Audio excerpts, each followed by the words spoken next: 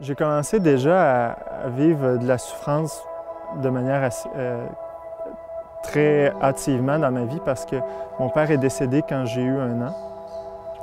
Puis ma mère, elle, avait un style de vie qui faisait en sorte qu'elle n'était pas tellement en mesure de bien s'occuper de moi. Puis vers l'âge de 10, 11, 12 ans, c'est là où j'ai commencé à me poser des questions plus concrètes sur le sens de la vie, sur le sens de cette souffrance-là que je vivais.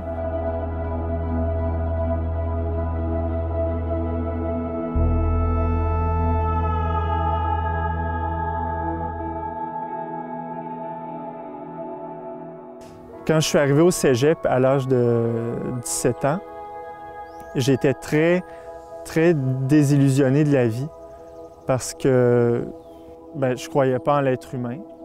Je ne pensais pas que les êtres humains pouvaient être bons parce que tout ce que je voyais autour de moi, c'était des gens mauvais. Je me disais aussi que Dieu n'existait pas. Donc, par conséquent, j'en tirais la conclusion qu'on était seulement une masse de matière évoluée dans l'univers, puis qu'un jour, tout ça allait s'arrêter et qu'on allait mourir et que tout allait s'arrêter là. Donc, je me disais, au fond, quand je peux avoir du plaisir, quand je peux être avec mes amis, tout ça, boire, me droguer, ça va, j'ai du fun, puis je suis capable de tolérer, de vivre. Mais autrement, quand je suis confronté encore à des situations de souffrance humaine, même à mon propre péché, au sens où je voyais que je n'étais pas capable d'aimer les autres de manière convenable. Donc, j'étais déçu.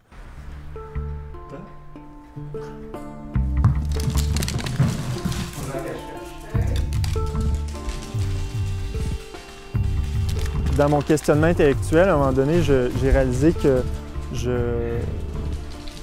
j'étais pas croyant, puis même que j'aimais pas du tout l'Église catholique, donc j'ai décidé d'apostasier. C'est comme une auto-excommunication. Et ce qui est paradoxal là-dedans, c'est que quelques mois plus tard, je commençais à aller à l'Église le dimanche pour aller à la messe parce que j'avais envie de me reconnecter avec j'avais l'impression qu'on m'avait occulté une partie de ma culture, de mon identité.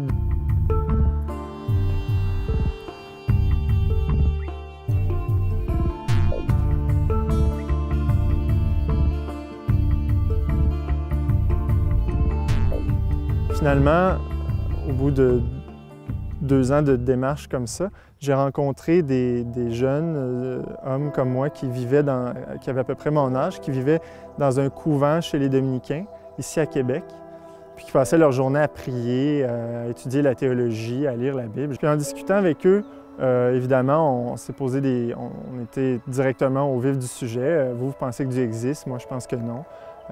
Pourquoi vous pensez que Dieu existe? Donc, c'est par la philosophie, encore une fois, la théologie, que je me suis rendu compte que tout ce que je pensais de la foi s'avérait mal fondé, qu'il y avait des raisons de croire que Dieu existe, qu'il y avait des raisons qui nous amenaient à voir que Jésus avait vraiment existé, qu'on pouvait croire en la véracité du message des évangiles. Et donc, mes opinions ont tombé, puis j'ai adhéré, je dirais, à ce contenu-là. Puis ça a pris une expérience spirituelle plus profonde parce que quelques mois plus tard, je suis allé dans un monastère. Et c'est là, j'en ai parlé à un de mes amis, puis mon ami me dit « Tu sais, Dieu, c'est pas juste un concept abstrait, intellectuel, transcendant. C'est un être personnel qui est proche de nous, qui veut avoir une relation avec nous. Et il veut que tu lui parles comme un ami. » Puis là, ça m'a un peu ébranlé. Puis de fait, le soir même, je suis rentré dans ma chambre au monastère. Puis je me suis agenouillé, j'ai fait une prière très simple. J'ai dit « Seigneur, donne-moi la foi. » Parce qu'au fond, je sentais que j'avais pas cette foi confiante en Dieu. Je croyais à, mais je n'étais pas en relation. Puis là, je suis resté comme ça 30 quelques secondes, puis il ne s'est rien passé. Je me suis levé. C'est quelques heures plus tard, quand je me suis couché durant la nuit, j'ai vécu un combat spirituel. C'est difficile à expliquer. Puis le lendemain, quand je me suis réveillé, j'étais complètement différent. J'avais vraiment cette certitude que Dieu était là dans ma vie, qu'il était près de moi, qu'il s'occupait de moi et que je pouvais m'entretenir avec lui, comme mon ami me disait, comme un ami.